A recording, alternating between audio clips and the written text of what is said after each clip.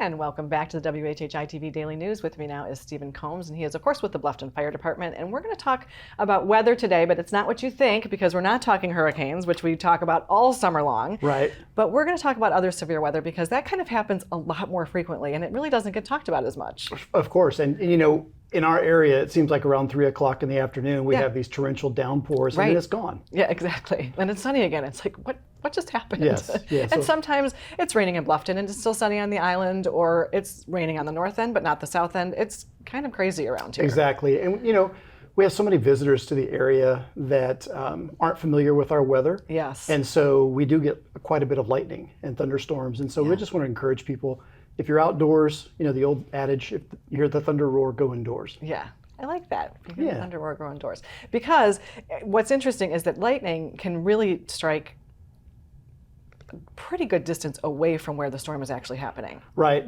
National Weather Service has reported some distances between 10 and 20 miles from the storm. So just because it's not raining where you are doesn't mean that you aren't possibly susceptible to lightning strikes. Yeah. And of course, we have a lot of people on tennis courts and golf courses and pickleball courts and doing all those kinds of things outside, and we don't want any of them to get harmed. So right. And what we want to encourage people to do is, I carry around a portable radio just like this. The great thing about it is it can be charged by numerous ways. It has a solar panel at the top, or it has a hand crank, or you can plug it in with a USB. Okay. And it has a weather band on it, so you can listen for any type of crazy weather that might be coming your way. Yeah. And then it also has a flashlight. So it has multi-functions, yes, but very easy to carry around, and it has a strap. So something like that would be great for golf course or tennis or pickleball court. Right. And let's talk a little bit about the difference between watches and warnings, because we see those things going across our TV screen, or we might hear a siren, although we don't have as many sirens here as, you know, maybe somebody somewhere in the Midwest does. But how do we know, you know, when we really have to, aside from just going indoors, where we might really have to take shelter? So think of it this way: a watch, basically the potential is there. Okay. The conditions are favorable towards that, but the warning, something's actually happening and you need to take action right now. So whether that's going indoors, taking shelter inside, something like that. So. And let's talk about that a little bit, because I just mentioned the Midwest. I'm from the Midwest, and you know, of course, we all had basements. Right. So you get the warning, it comes on and you're in the basement hanging out. We don't have basements here. So where do we go? That's a great question, and we get it all the time. I'm sure. We want you to go to the most interior part of your home. Typically, it could be something like a food pantry, a bathroom, a closet. Put as many doors between you and the outside as possible. Okay. Of course, you don't want to go into a room where there's windows. So, you know, just think about those barriers.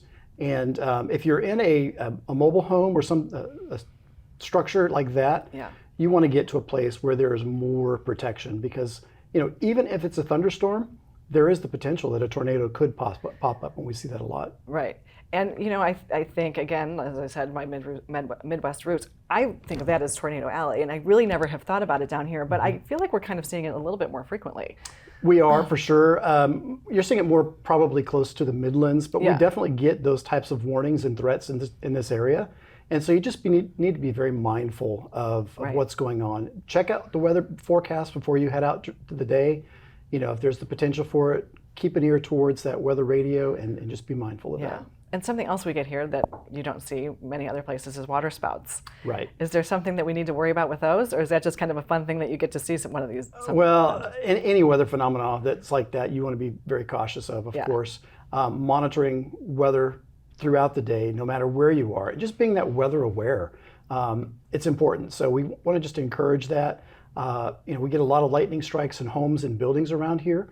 So think about, you know, where am I? If I do need to go indoors, how can I get there quickly? Yeah.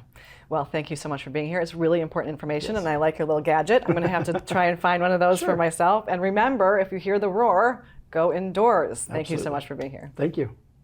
Thanks to everyone on the show for their insights and contributions. As always, our production team is behind the scenes to make all of this possible. And of course, we are honored that you have chosen to share a part of your day with us. I'm Betsy McDaniel, and we'll see you for the next WHHI-TV Daily News.